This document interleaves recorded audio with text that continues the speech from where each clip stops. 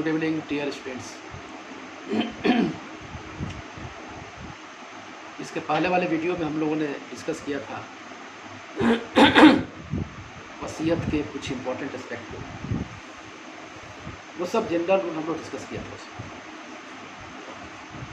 इसके कुछ एक्सेप्शंस भी हैं, जनरल रूल के एक्सेप्शन भी हैं। जैसे सब्जेक्ट में हमें बताया था आपको कि सब्जेक्ट में 1/3 जो लिमिटेशन है टेस्टेटर की कि अपने नेट प्रॉपर्टी का 1/3 हिस्सा ही वो रिक्वेस्ट कर सकता है, किसी को दे सकता है।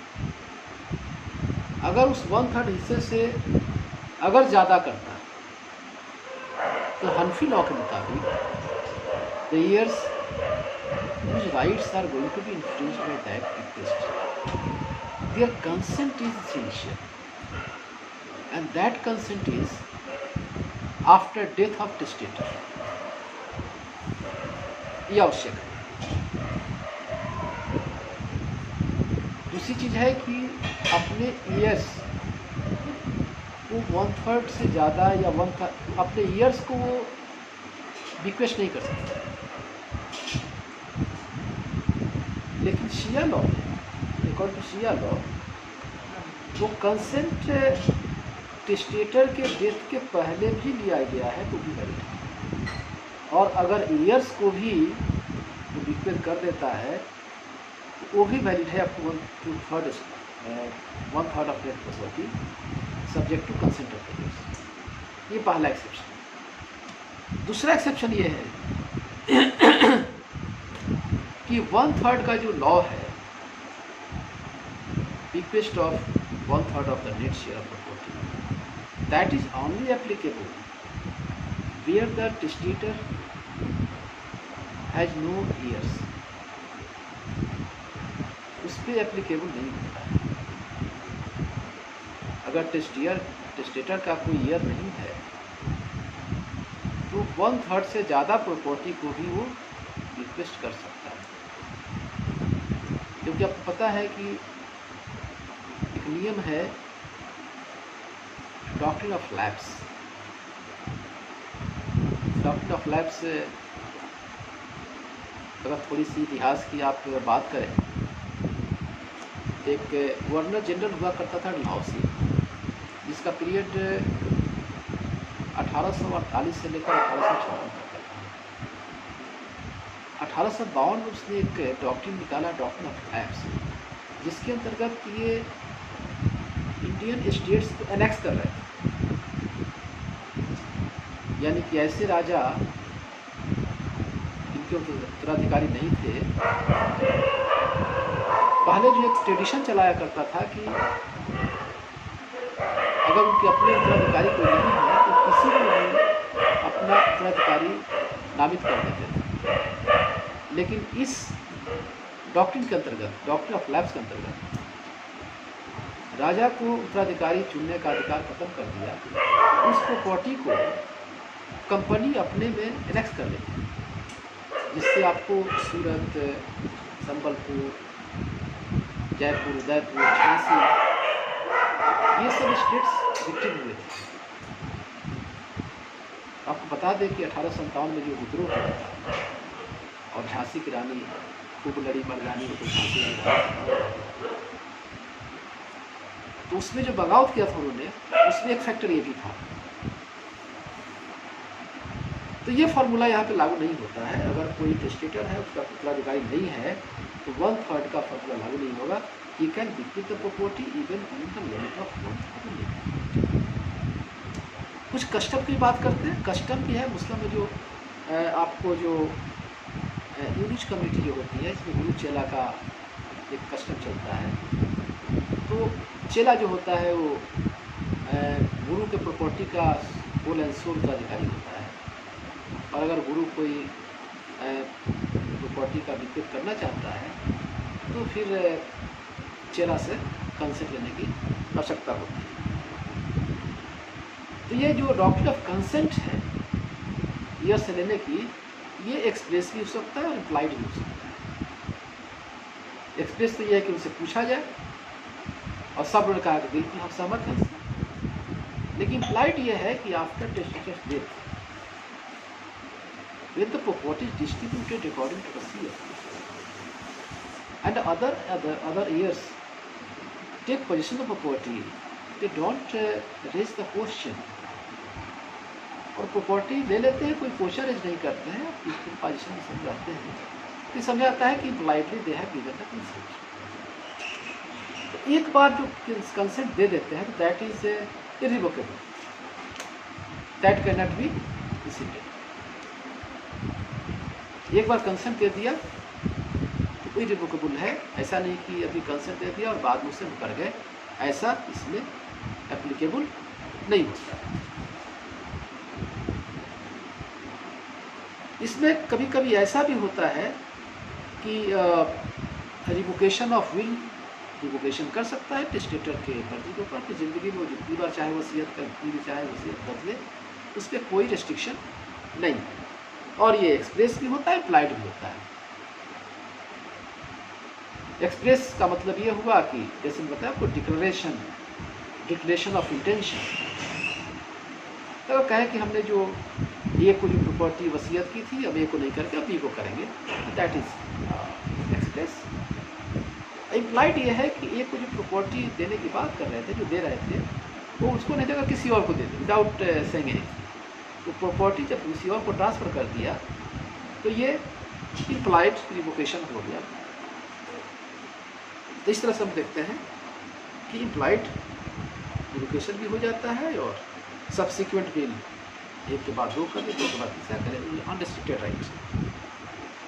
एक जनरल प्रिंसिपल है रेटिएबल अबैटमेंट। रेटिएबल अबैटमेंट इज सपोज अगर कोई व्यक्ति जो टेस्टेटर है, अगर मोर देन टू पर्सन्स अगर वो रिक्वेस्ट करता है, और वो जो रिक्वेस्ट करता है वो प्रॉपर्टी मोर देन 1/3 की प्रॉपर्टी, नेट प्रॉपर्टी का 1/3 से ज़्यादा हिस्सा वो रिक्वेस्ट कर देता है, और जिनको करता है उनकी संख्या 2 या 2 से ज़्यादा है। मैंने बताया था कि ईयर्स का कंसेंट लेना जरूरी है, एंड सपोज ईयर्स कंसेंट नहीं देते, ईयर्स कंसेंट नहीं देते हैं और एक 1/3 से ज़्यादा प्रॉपर्टी का रिक्वेस्ट हो गया है, तो ऐसे केस में रेटिएबली उनके शेयर्स को रिड्यूस कर दिया, दैट इज कॉल्ड रेटिएबल अबैटमेंट। तो जो रिड्यूस किया वो शेयर है उसी के हिसाब से उनका हो। दूसरी चीज़ ये है कि ये जो रिक्वेस्ट करते हैं,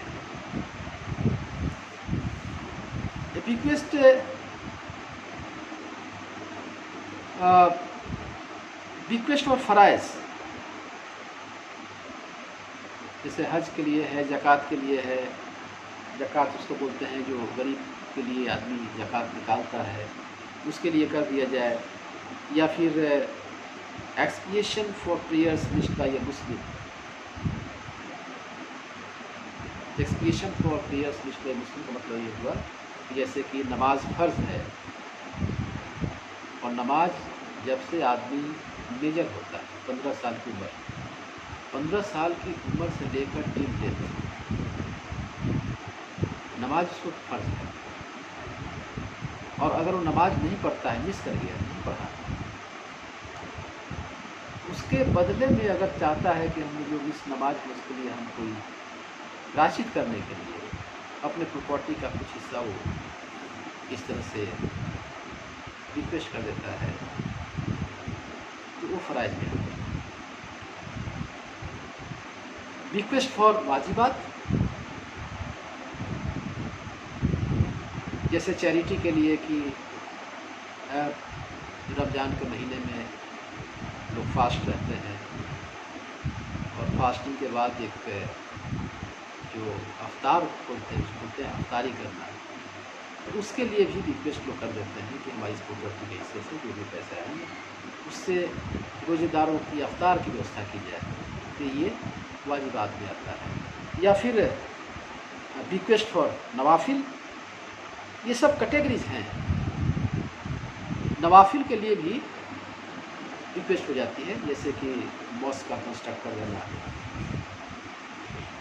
या फिर गरीबों के लिए बिल्डिंग बना देना, ये सब चीज़ें। इस तरह से हम लोग देखते हैं कि वसीयत जो है, वसीयत गिफ्ट से किन किन मामलों में डिफरेंट।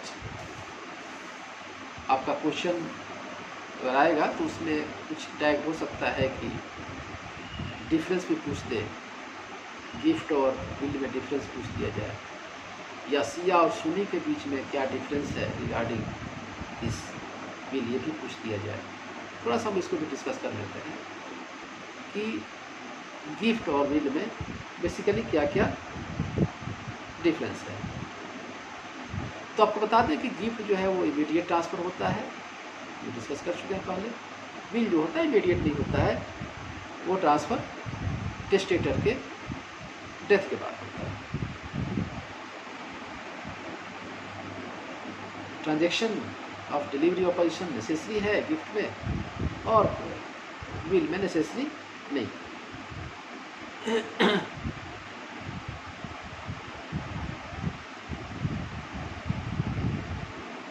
इसमें राइट ऑफ डनर जो है गिफ्ट में अनरेस्ट्रिक्टेड है, लेकिन विल में राइट ऑफ डनर अनरेस्ट्रिक्टेड नहीं है।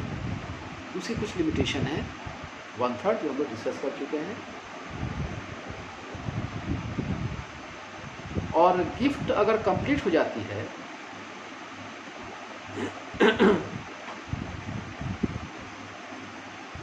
तो वो रिवोक नहीं होती है। गिफ्ट जो है इरिवोकेबल है unless a decree of court is taken that age. उसको रिवोक करने के लिए कोर्ट से डिक्री है जरूरी है गिफ्ट को रिवोक करने के लिए। लेकिन विल को रिवोक करने के लिए that is at the discretion of testator, there is no need of taking any sort of decree from the court.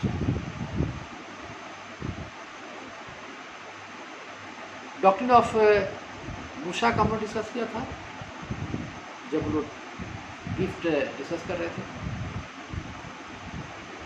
Doctrine of Musa gift of undivided property, उसका कोई कंसेप्ट विल में नहीं। तो ये तो डिफरेंस होगा, जनरल डिफरेंस है। थोड़ा सा डिस्कस करते हैं कि शिया और सुन्नी में क्या डिफरेंस है रिगार्डिंग दिस विल। ये भी क्वेश्चन आपके मेन क्वेश्चन के साथ टैग होकर आ सकते हैं। ये पहला डिफरेंस है कि bequest of any portion of an of heir without the consent of their other heir is valid. बिना ईयर्स के कंसेंट का किया हुआ जो वसीयत है वो इनवैलिड है।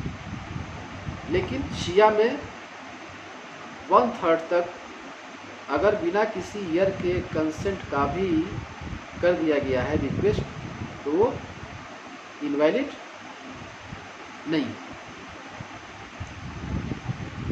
यानी कि ईयर को भी अगर उत्तराधिकारी को भी अगर हम रिक्वेस्ट करते हैं सुन्नी लॉ में तो ईयर का कंसेंट जरूरी होता है। नॉर्मली लोग नहीं करते हैं, लेकिन अगर ईयर्स कंसेंट देते हैं तो वो वैलिड है। लेकिन शिया लॉ में इनवैलिड है, लेकिन शिया लॉ में विदाउट कंसेंट भी वो कर सकता है। यहाँ विदाउट कंसेंट वैलिड है, कंसेंट के बाद दे सकते हैं। दूसरा है request to the child in womb. अगर कोई बच्चा पैदा नहीं दिया है लेकिन वूम में है तो उसे भी रिक्वेस्ट कर सकते हैं सुन्नी लॉ में, लेकिन 6 महीने के अंदर उसकी पैदाइश हो जानी चाहिए। शिया लॉ में ऐसा नहीं है, वूम में है और कम से कम 10 महीना तक भी अगर पैदा हो जाता है, जो लॉन्गेस्ट पीरियड ऑफ गेस्टेशन है शिया लॉ में, तो वो वैलिड माना जाएगा। सुन्नी लॉ में अगर कोई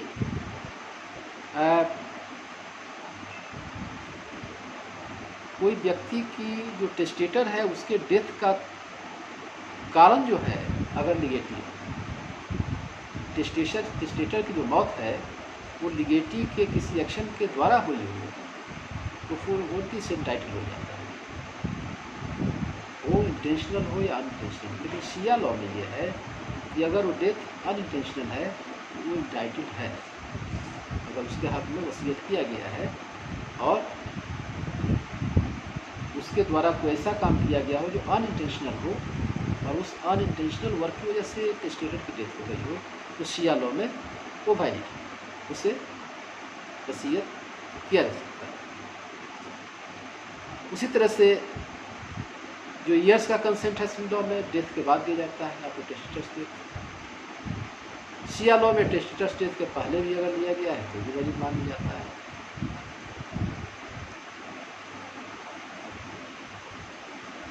सुनी लॉ में अगर लिगेटिव सर्वाइव नहीं करता है, suppose the death of legatee takes place before the testator's death,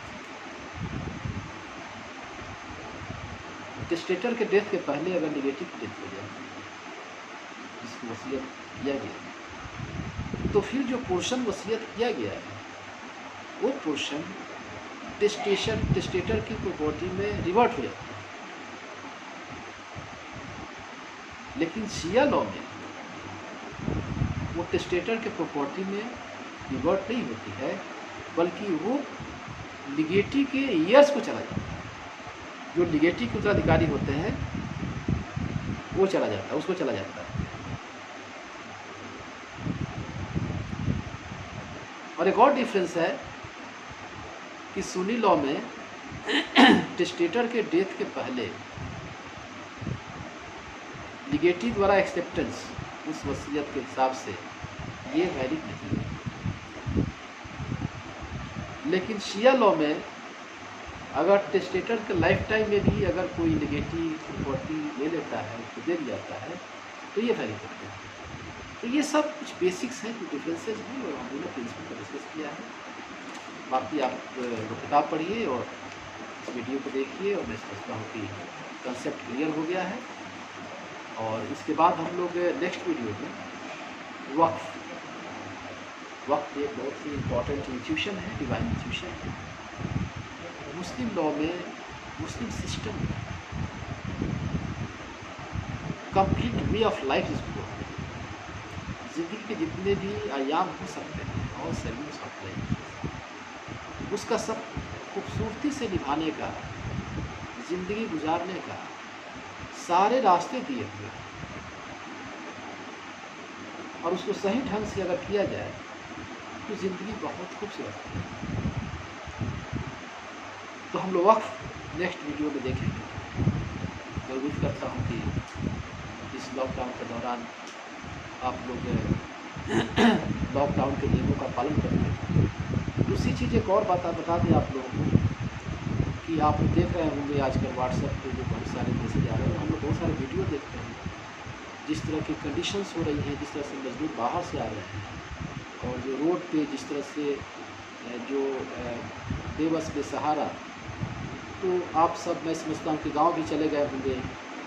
तो गांव में जहाँ तक हो सकता है, जिस तरह से मदद हो सकती है, आप लोग को करें और भाईचारे के साथ और सरकार के जो अथॉरिटीज हैं उनसे समन्वय बनाकर डिस्टेंसिंग के रूल को पालन करते हुए ये करें। तो मैं समझता हूँ कि एक लॉ के स्टूडेंट होने का अच्छा भूमिका आप लोग निभा रहे, कुछ हमारे छात्र निभा भी रहे हैं और मैं उनसे उम्मीद करता हूँ। Thank you very much.